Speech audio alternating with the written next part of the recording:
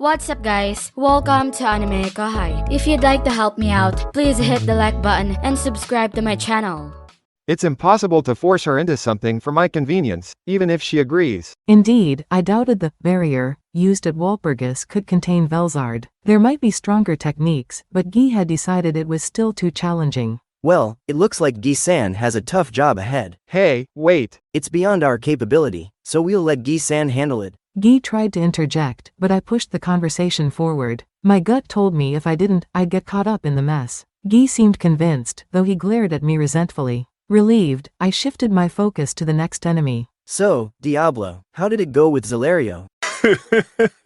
To be honest, Zalario is a formidable opponent. If we compare raw strength, he might even surpass Feldway. Really? Yes, Feldway will engage if provoked, but Zalario is a cold, calculating warrior. Psychological tactics don't work on him. He's a dull opponent, but that's why we need to play to our strengths. Guy nodded in agreement. Yeah, Zalario has always been strong, unlike Cornu and the others. He was instrumental in the fight against the world-destroying dragon, Ivaraj. I see. He's a solid opponent, hard to rattle. It's common knowledge that the strongest fighters are those who remain calm under pressure. An opponent who flees when they're losing is no real threat, no matter how powerful. On the other hand, someone who never gives up is dangerous because you can't let your guard down until the very end. Cornu was the former, and Zalario was the latter. In Cornu's case, Guy had paid more attention to his competent lieutenant. Now that Cornu and his team were gone, there was no point discussing them further. It's clear Zalario is a serious threat. Then, Diablo mentioned something intriguing. However, after Feldway reappeared, his movements became predictable. Something must have happened. Diablo had been watching closely and concluded it wasn't a trap but some kind of anomaly. It was interesting that this happened right after Feldway's return. What was Feldway's real purpose? He didn't join Kigali and the others in their fight, right? That's right. As soon as I saw Feldway, I was put under Michael's control, but Feldway kept a close eye on me. Benimaru and I exchanged glances. If Feldway had joined the battle earlier, we wouldn't have arrived in time, and Kigali would have been killed. If that had happened, Sylvia-san would have been in danger. It was odd he didn't make a move unless he had no intention of intervening. So, why did he move at all? There must have been a reason, right? I suppose so. One possibility is that our guess was right. As soon as the thought crossed my mind, Guy nodded, looking like he agreed. I hated to admit it, but it seemed to be the only explanation. It seems we should consider that Feldway might also have access to the ultimate dominion. Diablo suggested. Guy looked irritated, as if Diablo had beaten him to the punch. What do you mean? Sylvia-san asked, while Kigali appeared deep in thought. After a moment, she spoke up. I don't expect you to believe my opinion, but... Understanding her delicate position, Kigali began cautiously. However, Guy dismissed her concerns. I trust you, Kazalim. Speak freely. Guy had recognized Kigali as the former demon lord Kazalim immediately and was ready to listen without hesitation. This was when I realized how significant Guy really was. You're still as confident as ever, Guy. I'm no longer a demon lord. Just call me Kigali. With a small smile, Kigali began to share her thoughts. In short, Kigali had free will before Feldway arrived and had secretly planned to betray him after consulting with Leon. Just as she was about to escape using the magic transfer circle, Feldway appeared and took control of her instantly, not even giving her a chance to resist. The timing was so bad it could only be called bad luck. Yuki had apparently regained his self-awareness, and they could have escaped to our country for a happy ending. But since that didn't happen, it was pointless to dwell on it now. The close connection between Feldway and the domination was clear, which lent credibility to Diablo's theory, though I didn't like admitting it. So, I offered a different possibility.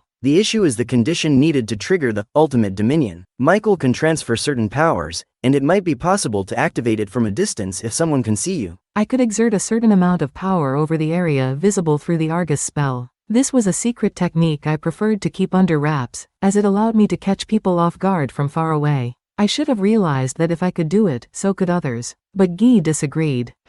That's possible, but if it's a spatial power or one that affects the mind, the activation conditions would likely be more stringent. I was convinced. Spatial transportation required knowing the destination's coordinates. With that information, one could influence the area around the coordinates as an application. Or, knowing the coordinates made it easy to activate the spell. Thinking about it, I felt silly for being so proud of what I called a secret technique. Feldway wasn't the only one under Michael's control, and it was odd that Kigali was free when Michael gave her power. It seemed Obera's betrayal had made Michael more cautious. If Michael could have activated the ultimate dominion when he became more alert, he wouldn't have needed Feldway. But since that wasn't the case, there must be a reason Feldway was Michael's agent. Then, as Diablo suggested, had Feldway been given the ultimate dominion? Or this is just a theory, but Michael has absorbed Velgrin's dragon factor. If so, it's possible he can use her parallel existence ability. Ah, that's a thought. I had considered that a certain level of control could be granted, but I hadn't expected him to replicate all the abilities.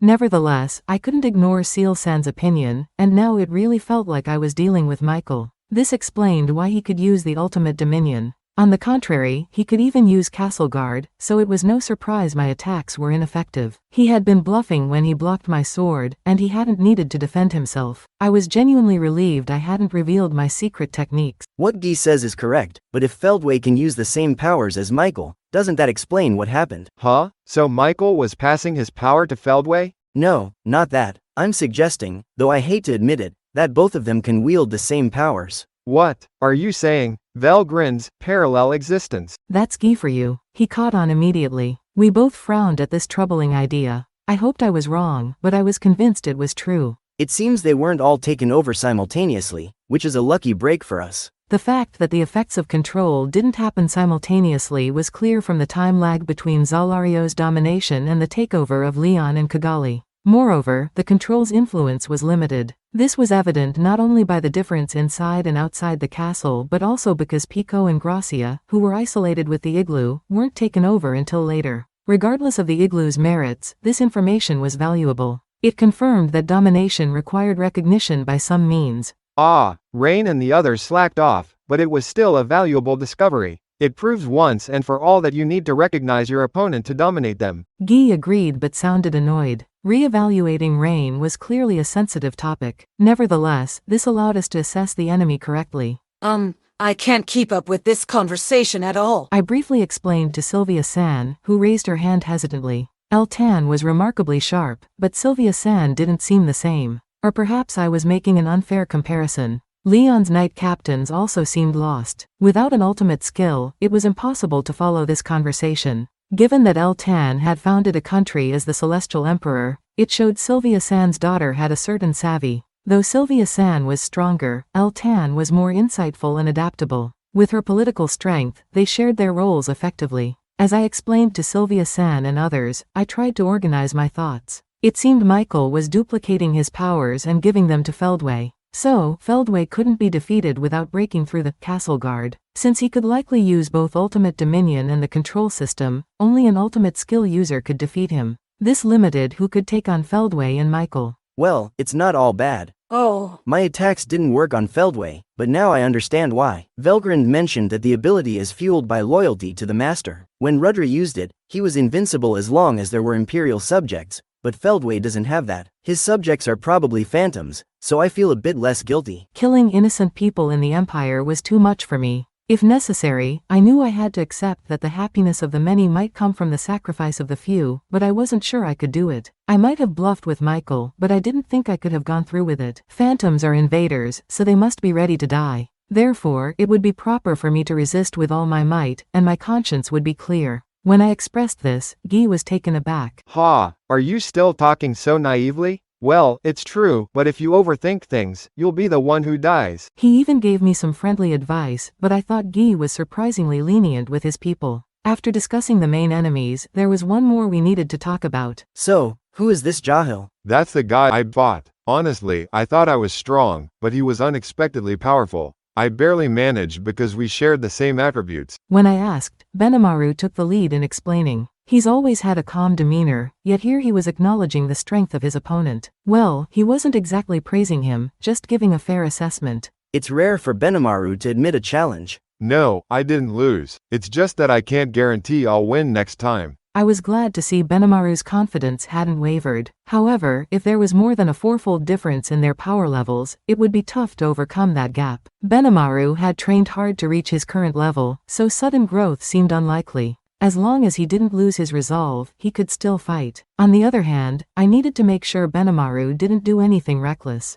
Guy, for instance, seemed to appreciate Benimaru's spirit, saying, "That's the attitude." Then, as if recalling something, he murmured. What was the name of the person who summoned me? Misery and Rain answered. It was a lowlife who called himself the great magician Jahil, the head of state of the great magic empire. That guy was a high human created by the divine ancestor. Even the divine ancestor considered him a failure because of his mental issues. It's said that he met his end after summoning Guy a long time ago, and his story appears in various grimoires and history books. The books I found in Ingratia didn't mention him by name, but his reckless misfortune made him infamous as the fool who unleashed the worst demon upon the world. That demon was the primordial, demons like Guy, Diablo, and others, so it's understandable that El-Tan and Gazel were cautious of them. But now, there's no point in worrying about them. The most notorious among them, Guy-san, has joined our side. Also, the name of that fool was Jahil, which seemed too significant to be a coincidence.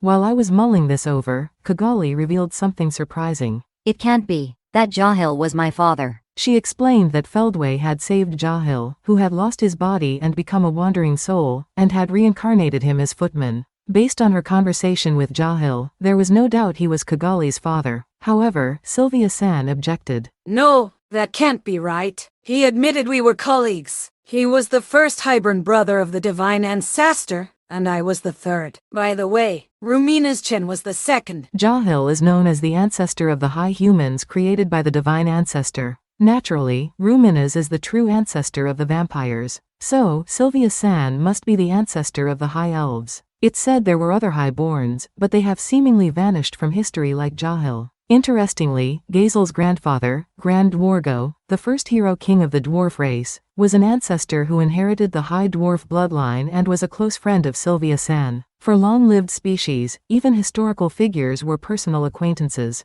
Sylvia-san and Guy are like living witnesses to this history. That's it for this video, guys. Thank you for always watching my videos and supporting my channel. A big thanks to the AnimeKouhai patrons who made this video possible. Jared Bressler, Chad Vota, Nate, Havox, Speed Saber, Curtis Loban, Judah Herrera, Justa Guy, Miss L.W. Hernandez, Jason Martin, Zach Rossan, Jerry Sladek, Ray Perez, Donald Williams, Moab A, Day of Light, John M, Godman Gaming, Markithian Tidwell, Adrian, Kumo, Sankas Chelu, T. Bush, John L, Edgar Fuentes, JV, Thomas, J, Christ, Joshua Cousins, Vethelny, Khaled, Christian Deshazer, Cal Robs, Divine C. Harris, Panda Cats, DeAndre Nance, Monty Boy 98, D-Man, Ruben, Yuki Iki, Gray, Kamal Ebanks, Isaac, Koala King 93, Paul DeGrassi, Little 95, Quilly Buckner, Zephyros, Alver, Normal Defate, L, Gary Miles, Dragon Spawn 666, J. Rule, Liron Sangkap, Lucas Gay, Jason Martin, Echo Ski, Foolish Prophets, Ethan Madison, Sky T, Diego Ginoza, Andre Hamilton, Guy Endsley, Simon Road, Emperor WSA, Mika Espinosa, George Hage, Gobi Lin, Pratik Bandari, Arod Dare, Faiz Mansour, Jackson Early, Smexy, Carl Stephen Bernadal, Gareth Hashimoto, Steven Madison, Homelike Drop, Vasto Lord, Martin Ramos, Marl Barsha, Hansel Ortega, Karam Faraj, Efrain Hernandez, Luca Gaming WTF, William Locke, Jordan Mersha, Kamal Luke, Spencer Candila, Ian Sikibul, Putate, Thanakorn Lee Sawat, Lamar, KACP9R, Tony, The Harv, Mike Roch, Matthew Abraham, Drayden Yamauchi. Thank you so much for helping out. I'll see you guys in the next video.